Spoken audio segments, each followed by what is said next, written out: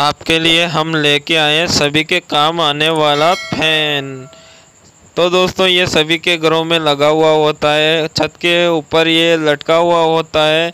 तो फ्रेंड इसके अंदर आज हम बेरिंग डालकर आपको दिखाएंगे, जो कि पूरा कंप्लीट कमरे के अंदर ये लगा हुआ होता है छत के ऊपर। उसी को आज हम रिपेयर करेंगे और रिपेयर की वीडियो आप पूरी देखें, तभी आपके हर एक चीज़ में समझ में आएगी। अगर आप आधा अधूरा वीडियो देखोगे फिर आप बोलोगे सर हमारे ये चीज़ समझ में नहीं आई, तो सर आप वीडियो में देखिए, आपको हर एक चीज़ समझ में आ जाएगी। वीडियो में हर एक चीज़ आपको दिखाएंगे। फ्रेंड इसमें एक्चुअली प्रॉब्लम यह है कि इसके जो बेरिंग है वो बेरिंग ख़राब हो चुके हैं, और इस वीडियो में हम इसके बेरिंग चेंज करके आपको दिखाएंगे कि बेरिंग किस प्रकार से इसके चेंज किए जाते हैं। अगर फ्रेंड आपको पहले से इसके बेरिंग चेंज करना आता है तो वीडियो को ना देखें, अगर नहीं आता है तो आप वीडियो देख लीजिए। फ्रेंड यहाँ से नीचे का जो ढक्कन होता है उसको इसी प्रकार से खोला जाता है। कोई यहाँ पे इसका पाना वगैरह नहीं आता है, ठोक ठोक कर यहाँ से खोलकर निकालना पड़ता है। फ्रेंड इसके अंदर दो बेरिंग आते हैं, ऊपर की ओर 6202 का बेरिंग होगा, नीचे की ओर 6201 नंबर का बेरिंग होगा। इस सीलिंग फैन के अंदर दो ही बेरिंग आते हैं, ओनली दो ही बेरिंग आते हैं। फ्रेंड ये फैन कहीं और भी खुला हुआ है, क्योंकि इसकी जो एक कोयल है वह शॉर्ट सर्किट कहीं हो चुकी होगी, तब यहाँ से एक कोयल को निकाल दिया है बाहर, ताकि वो या शायद करंट उतारने लग गई होगी। तो हमारे यहाँ तो ये फर्स्ट बार खुला है, कहीं और भी ये खुल सकता है। चलिए यहाँ से बेरिंग निकालने का आपको तरीका बता देते हैं। यहाँ पे ये बेरिंग पुलर इसको बोला जाता है, जिससे बेरिंग निकाले जाते हैं। 62 62 62 03 62 04 नंबर तक के भी आप इससे बेरिंग निकाल सकते हैं, और उससे छोटी साइज का भी आप इससे आसानी से बेरिंग निकाल सकते हैं। देख लीजिए फ्रेंड कितनी आसानी से हमारा यहाँ से बेरिंग निकल चुका है। हाय फ्रेंड, कैसे उम्मीद करता हूँ कि ठीक है। बेरिंग निकालने का तरीका तो आपको पता ही चल गया है कि किस प्रकार से ऊपर का 6202 का बेरिंग हम निकाल सकते हैं, या फिर आप भी निकाल सकते हो आराम से। दोस्तों कोई ज़्यादा दिक्कत आने वाली नहीं है, बड़ी आराम से बेरिंग निकल जाते हैं। और बेरिंग निकालने के लिए आपके पास में बेरिंग पुलर होना ज़रूरी है, तभी आसानी से आपका बेरिंग निकलेगा। और बेरिंग निकालने से पहले ऊपर का यहाँ से जो सीलिंग फैन के जो वायर होते हैं 3 या 4 वायर होते हैं, उसको शाफ्टिंग के अंदर से निकालना होता है, नहीं तो ये बेरिंग को आप खींचकर निकालोगे तो वायर कट भी हो सकते हैं। ऐसी सावधानी से पहले ध्यान रखना चाहिए। अब यहाँ से जो 6201 का बेरिंग है उसी को भी हम निकालेंगे। बाकी ये 6201 का बेरिंग ठीक ठाक नज़र आ रहा है, पर हम दोनों ही बेरिंग को नया करेंगे, ताकि जब हमारा पेन सालों साल तक अच्छे से चलेगा। नहीं तो दोस्तों हम एक बेरिंग डालेंगे और एक नहीं डालेंगे, तो एक तो हमारा 2-5 साल तो चली जाएगा आसानी से, बाकी जो दूसरा वाला बेरिंग है वो बीच के अंदर दिक्कत कर जाएगा। यानी कि फिर मैकेनिक के पास जाओ, फिर नया एक बेरिंग नया डलाओ, फिर मैकेनिक को बेरिंग के पैसे दो, मजदूरी दो, तो ऐसे अपना लॉस ज़्यादा हो जाता है। तो इस वजह से आपको कभी भी बेरिंग फैन के अंदर बेरिंग डलाना हो तो दोनों ही बेरिंग साथ में डलना चाहिए, तभी फैन आसानी से चलेगा। फिर भी आप एक बेरिंग अभी डलवा ले, एक बेरिंग फिर बाद में डलवा लोगे तो दोस्तों एक बेरिंग आवाज़ करता रहेगा। या तो अभी हमने एक नया डला लिया, वो तो ठीक ठाक चल रहा है, और जो नीचे वाला है एक बेरिंग हमने नहीं डलवाया, वह बेरिंग थोड़ा बहुत आवाज़ करता रहेगा। यानी कि दिक्कत तो फिर भी रहेगी। फिर हमने साल भर बाद फिर दूसरा बेरिंग डलवा दिया, नीचे वाला ऊपर वाला अच्छा है तो ऊपर वाला आवाज़ करने लग जाएगा। ताकि दोस्तों हमारा कहने का मतलब यह है कि आप बार बार जब फैन को खुलाओगे तो बेरिंग ख़राब होते हैं। इस वजह से दोनों बेरिंग एक साथ डलना ज़रूरी है। आपको दिखाई दे रहा होगा वीडियो के सामने, हमने जो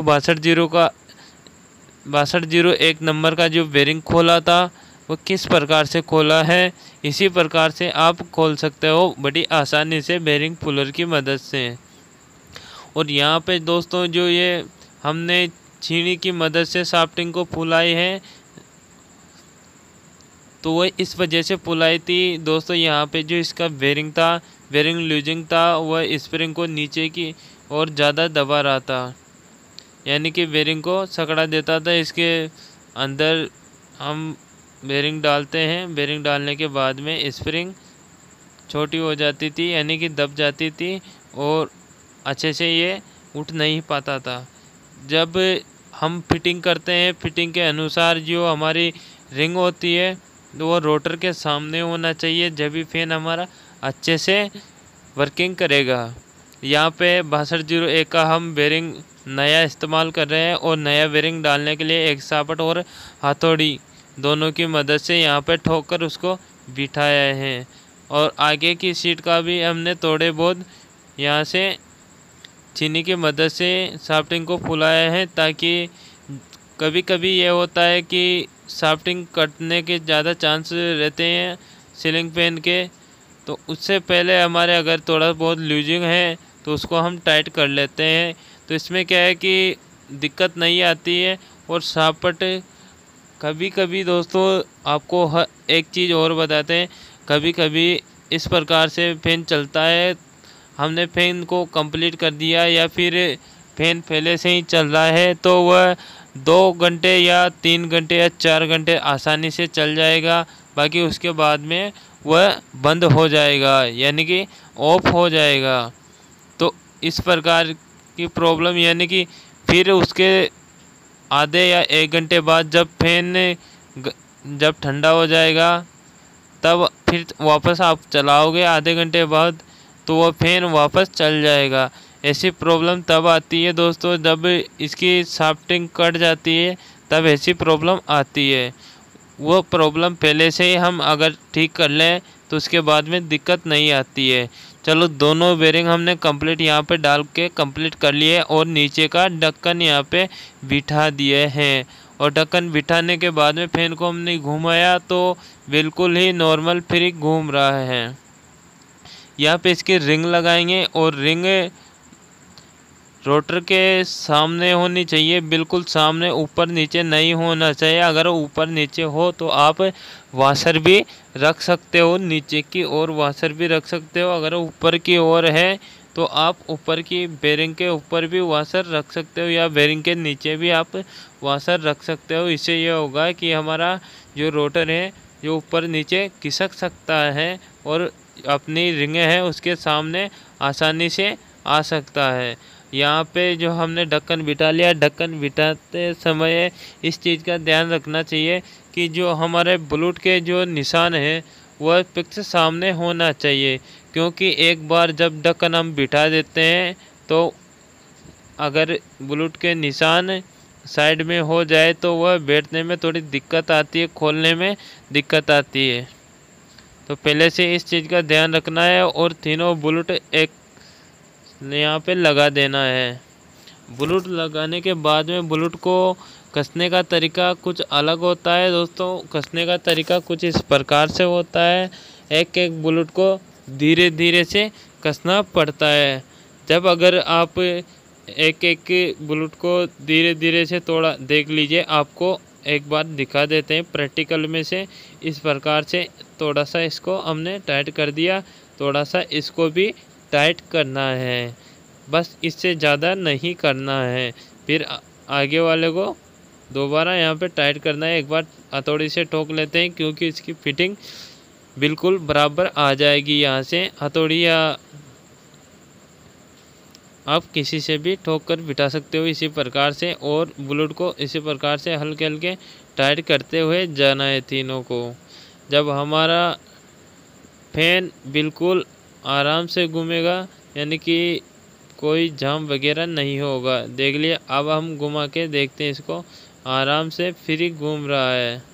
अब उठाकर भी थोड़ा घुमाकर देखेंगे ये इस प्रकार से चोट इस वजह से मारी है हमने, ताकि जो हमारी रोटर से रिंग बराबर बैठी या नहीं बैठी वो यहाँ से, इस वजह से अगर हमने यहाँ से हथौड़ी पहले ठोकी थी या रोटर ऊपर का ढक्कन बिठाया था तब वो नीचे भी खिसक सकता है। तो यहाँ से उठाकर देने पर वो वापस ऊपर आ जाता है, अपनी जगह पे वापस आ जाता है। अब यहाँ से हमारा सीलिंग फैन काफ़ी स्लो हो चुका है और यहाँ से कनेक्शन वापस निकाल लेते हैं। कनेक्शन एक टेस्टर की मदद से आपको शाफ्टिंग के अंदर से निकालना है और इस चीज़ का ध्यान रखना चाहिए, जो हम कनेक्शन बाहर निकालते हैं वहाँ से कट नहीं होना चाहिए। बड़े आराम से यहाँ से कनेक्शन बाहर निकालना पड़ता है, जो कि हम निकाल रहे हैं, आपको दिखाई दे रहे हैं। बहुत ही बढ़िया तरीके से यहाँ से निकालना पड़ता है, जो कि हम यहाँ से निकाल लेते हैं। और दोस्तों कनेक्शन निकालने के बाद में अगर आपके 3 कनेक्शन फैन के अंदर निकल रहे हैं, आपको पता नहीं चल रहा है कि किस पर कैपेसिटर लगाना है, तो आपको सीरीज होना ज़रूरी है। सीरीज के अंदर 2 वायर पर बल्ब ब्लू धीमी गति से होगा, यानी कि उसकी स्प्रिंग है वही गर्म होगी, उससे ज़्यादा नहीं होगी। और एक वायर पर लगाकर दोनों वायर पर चेक करोगे तो बल्ब ज़्यादा ग्लू होगा, तो यानी कि वह कॉमन वायर होगा। अब यहाँ से चलो इसके कैपेसिटर वगैरह यहाँ से हम लगा लेते हैं। फैन हमारा बिल्कुल फ्री घूम रहा है, बिल्कुल फ्री है। हल्के हल्के बुलेट और जो कि बाकी रह गए उसको टाइट कर दिया। यहाँ से फैन हमारा अच्छे तरीके से घूम रहा है। तो वीडियो को लाइक और